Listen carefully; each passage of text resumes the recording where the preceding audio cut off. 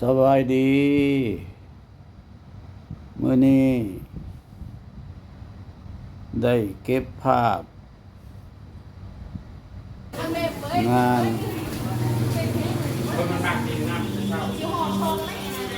มงคล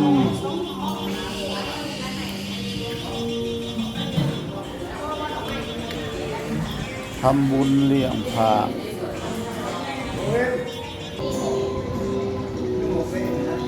เป็นสังฆทานพระเขามาสังฆทานพระเขาอยู่เรือนเท่ารัศมีเด้อเรือนไปละเพื่ออุทิศถึงพ่อแม่ผู้ที่ล่วงลับไปแล้ว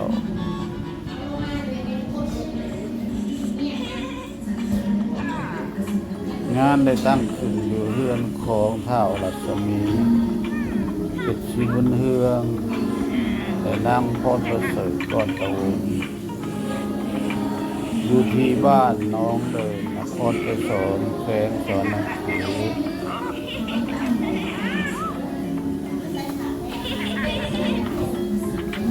พอหอดเวลา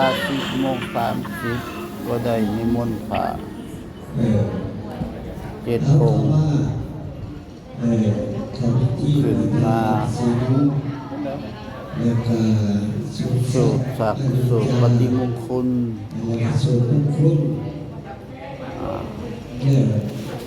ถวายเพลถวายผ้าเขาต้นกระพึ่งในพระเจ้าทาสผ้าต่างๆพร้อมนั่นก็ได้มีพิธีบายสีสุขวัญแก่เจ้าภาพเจ้าเฮือนเจ้าศาลและผู้ที่มีพระคุณ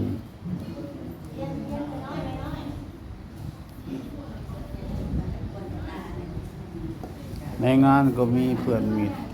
สหาย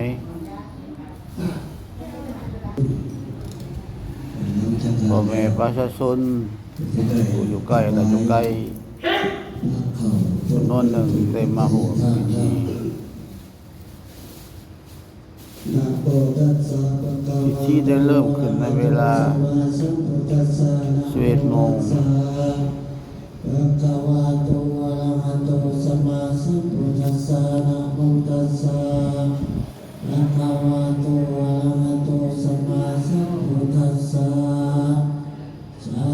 เป็นต้นไป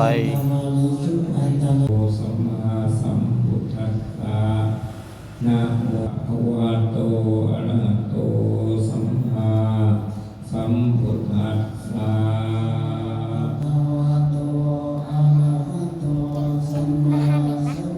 เพื่อนติดตามรับฟังและรับชมไปเชิญเพื่อนทุกคนติดตามรับชมและรับฟังพิธีทางศาสนาแต่ละขั้นตอนไปได้เลยจนกว่าจะสำเร็จ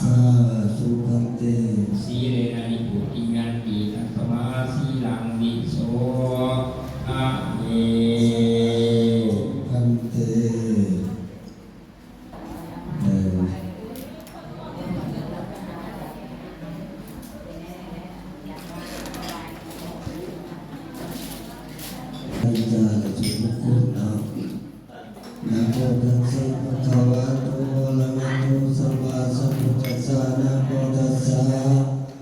ภะคะวะโตอะระหะโตสัมมาสัมพุทธัสสะสาธุอาทิกัลยาณังปัจเจกัลยาณังปานิโยสนะกัลยาณังสัทธัสสะ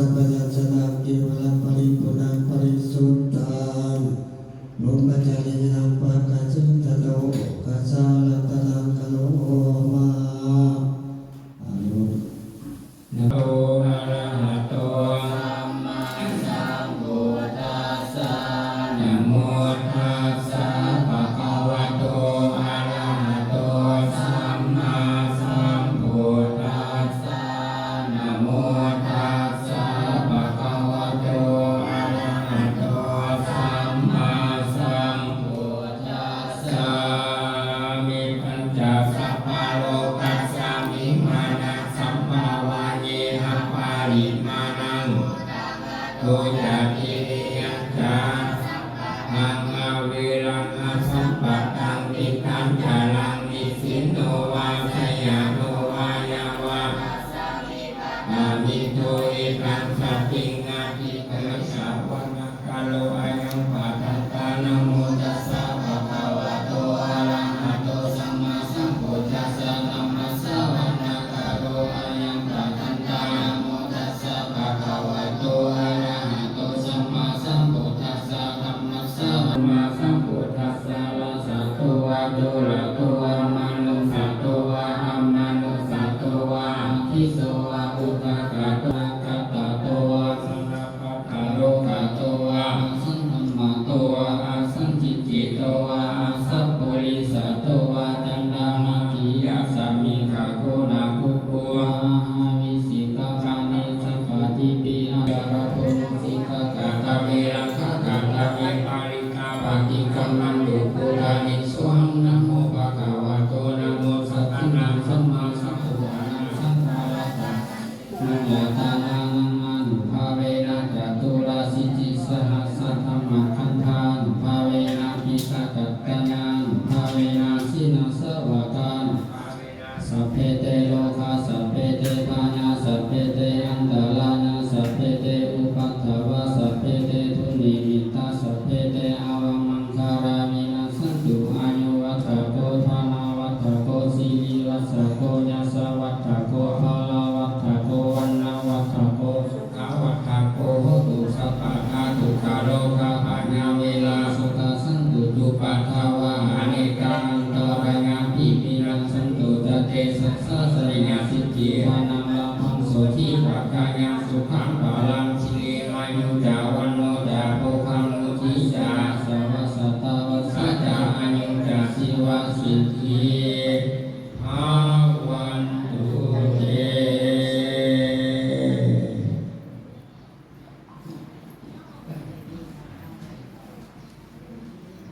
อย่างนั้นถึงบุญเยอะไม่ได้มาถวายอาหารเลยเรื่องนี้ดูวิไลก็ถวายอาหารเสร็จดูวิไลได้หน่อยนึง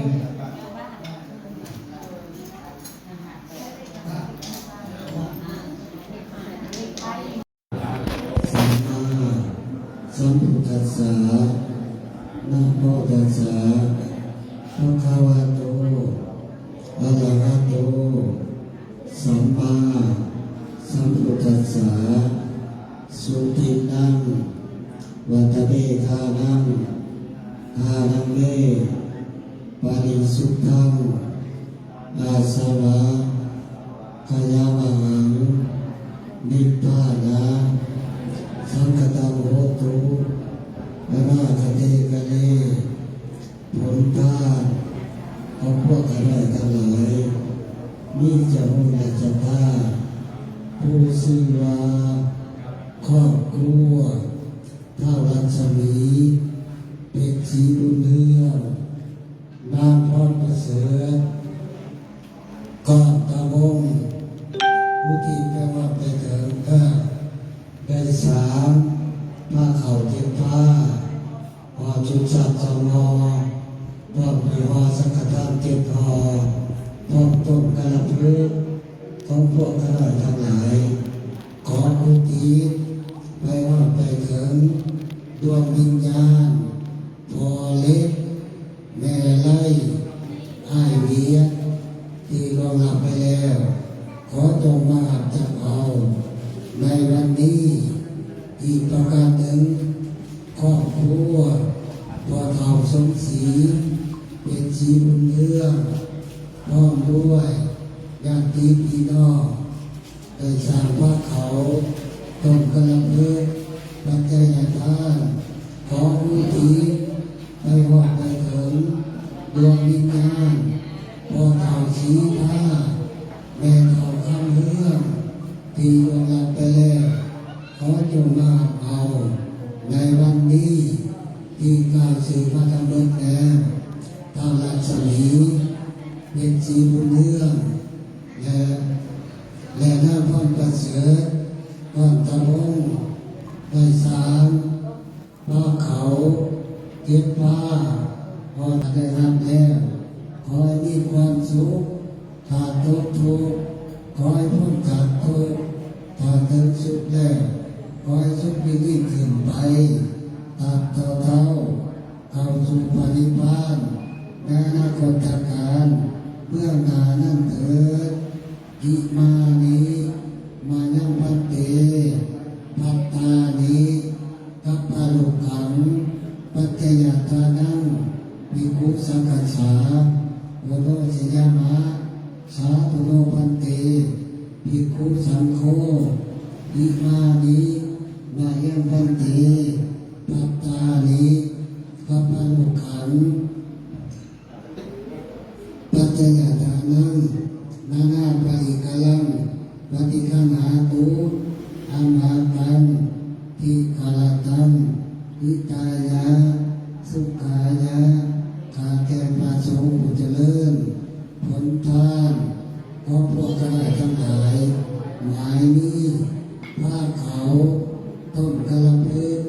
ปัจจัยทานกับทำเครื่องที่เป็นบริวารทั้งหลายเหล่านี้ขอพวกกระไรทั้งหลายขอน้อมถวายให้แก่พระสงฆ์ขอพระสงฆ์จงรับขอพวกกระไรทั้งหลายเพื่อให้เป็นประโยชน์และความสุขตลอดกาลนานเถิดสาธุสาธุสาธุอานุโมทามิ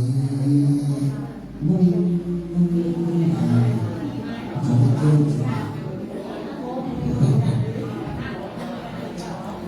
พระพุทธเจ้าจะเก็บปัจจัยพระพุทธเจ้านะได้เรียกสาธุสาธุสาธุ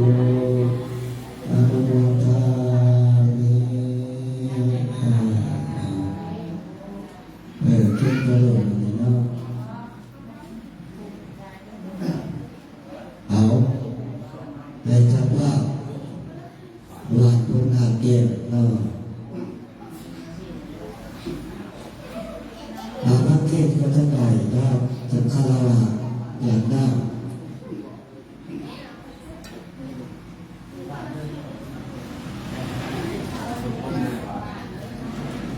จะตุปัจจตุกาลิปฏิสัมปติกัตัญจลิยติวลัง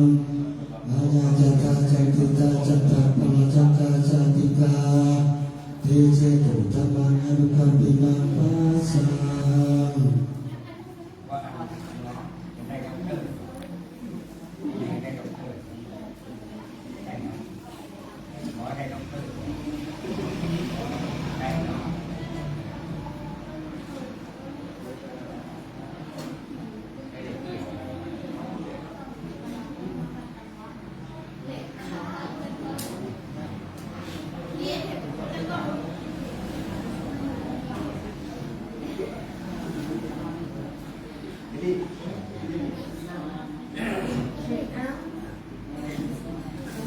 ฟังเด้อ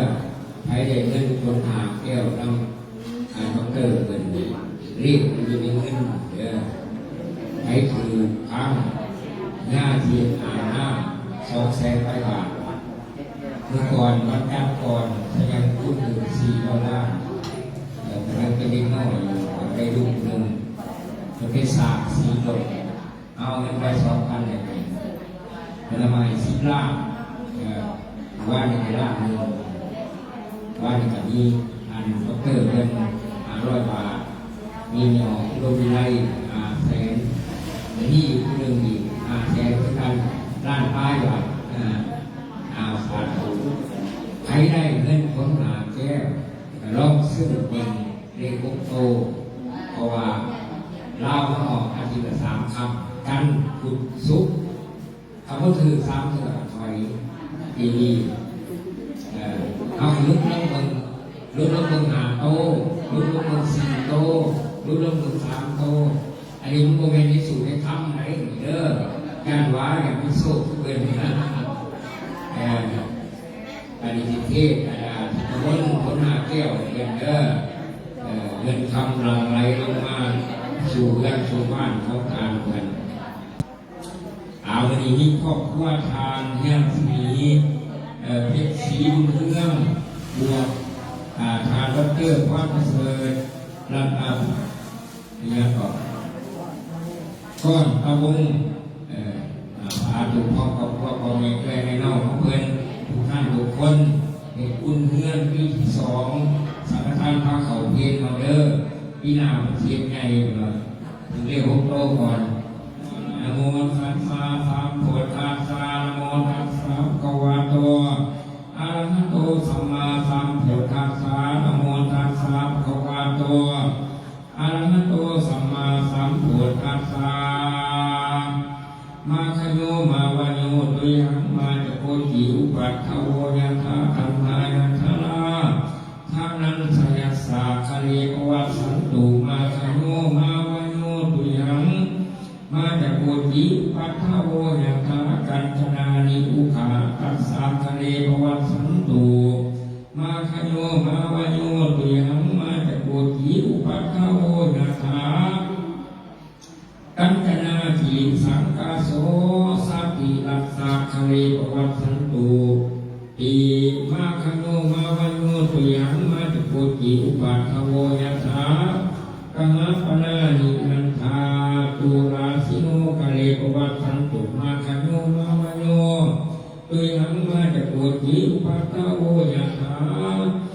อามายัสสะสัพพทานานิปุณณา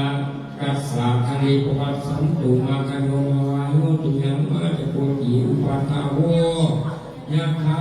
สัพพะรัตนาวัสสานิเวสันตารัสสะคะเลปวัสสันตุอิโพสาทโวตุลาสัมปุริสัมเจ้าทั้งหลายโกติอุปัฏฐโวอันว่าความกังวลคนตายอันใดอันหนึ่งก็จะได้บังเกิดนี้แก่ท่านเจ้าภาพพร้อมด้วยญาติพี่น้องที่ได้เดินทางมาร่วมในงานถือบ้านใหม่ปีที่2ปีนี้พวกข้าอันว่า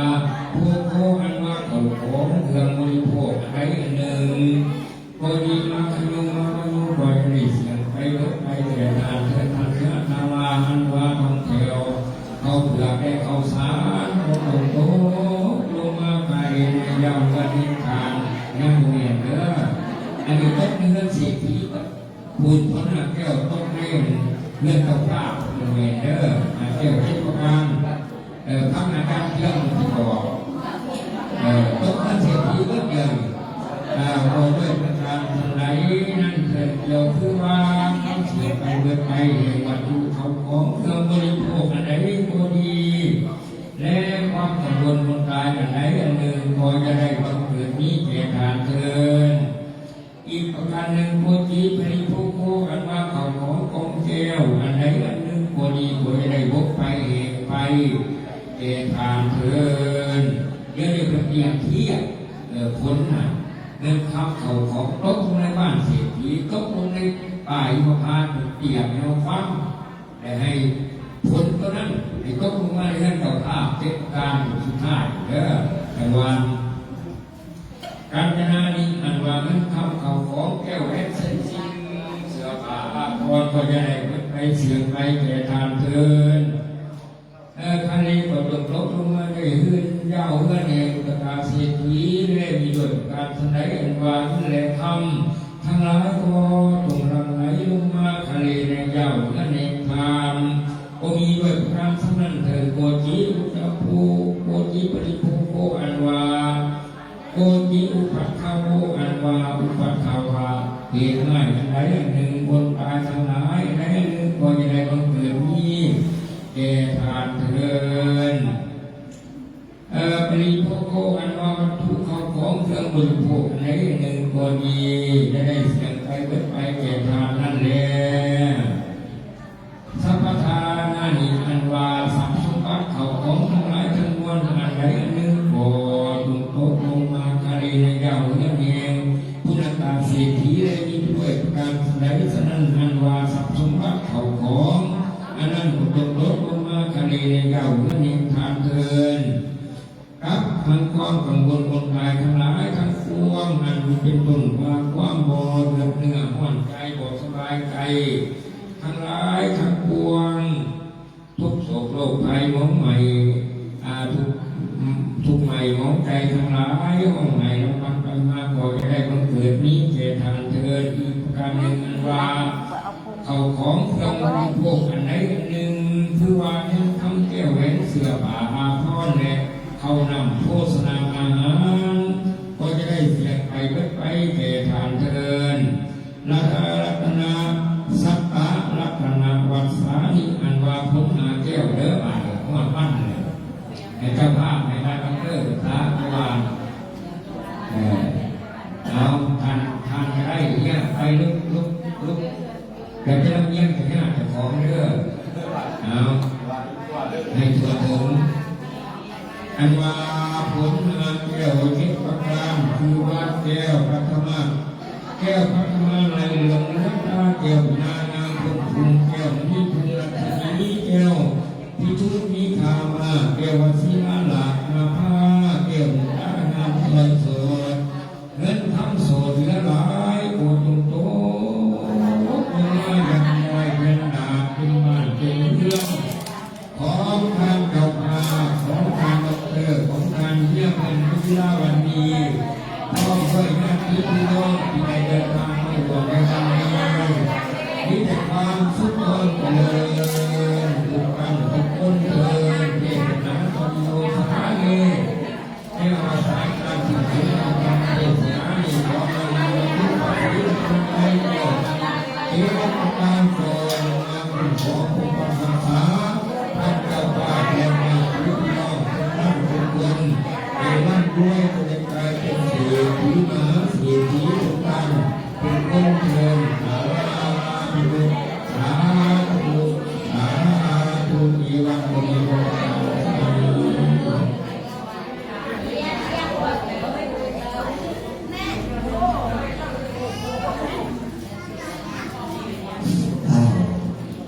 เขาทำเกี่ยวทุกตัวนะครับไม่ได้ไม่ได้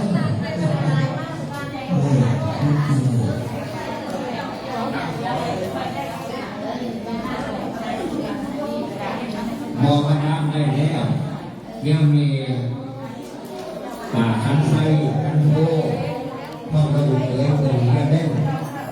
เอาให้10,000 บาทเอา2 ล้านทีเรียนยกมาดามเอาพ่อเอาเงินหนักใส่4 ล้านแล้ว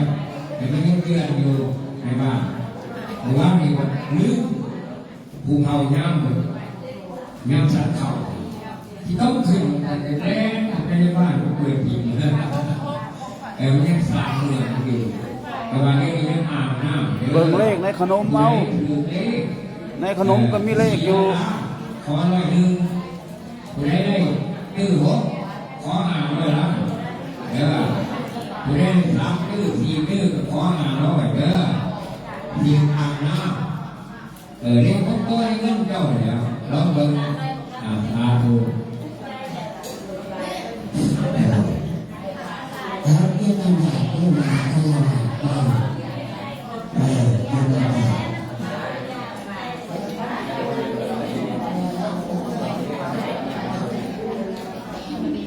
ไปถึง6 ล้านบาทไม่เอาด้านนี้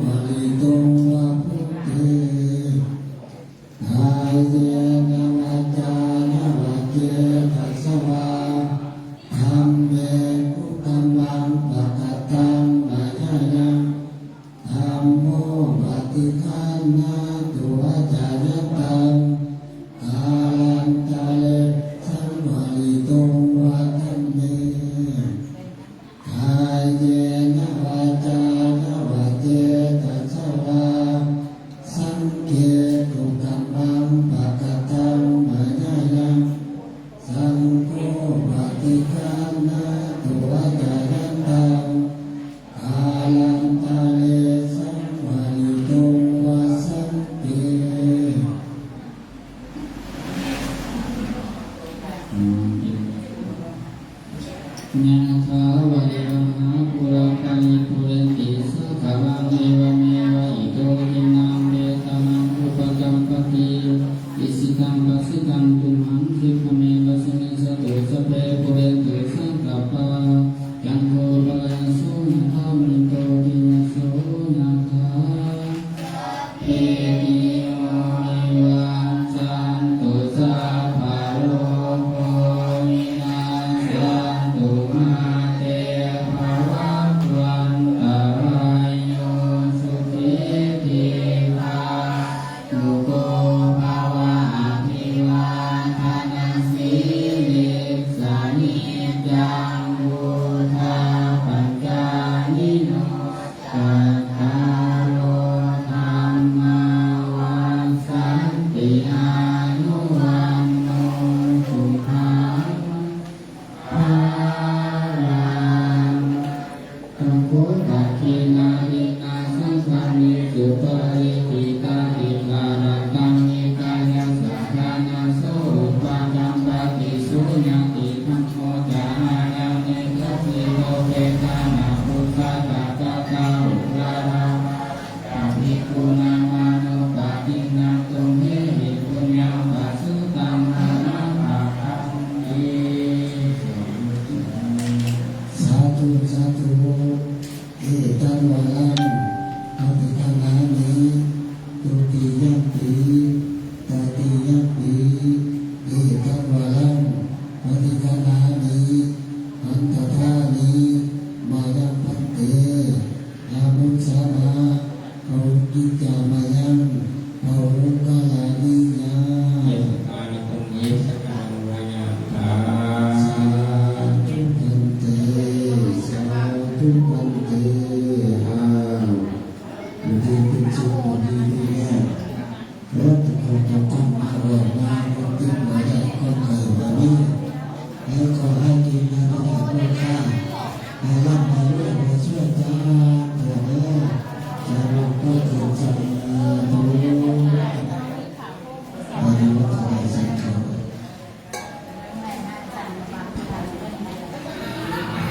ภายหลังสำเร็จการขอถวาย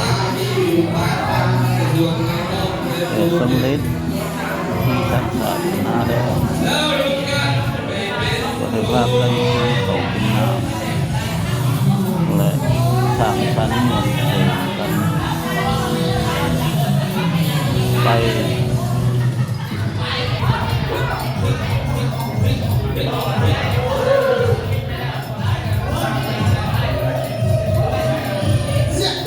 ตาม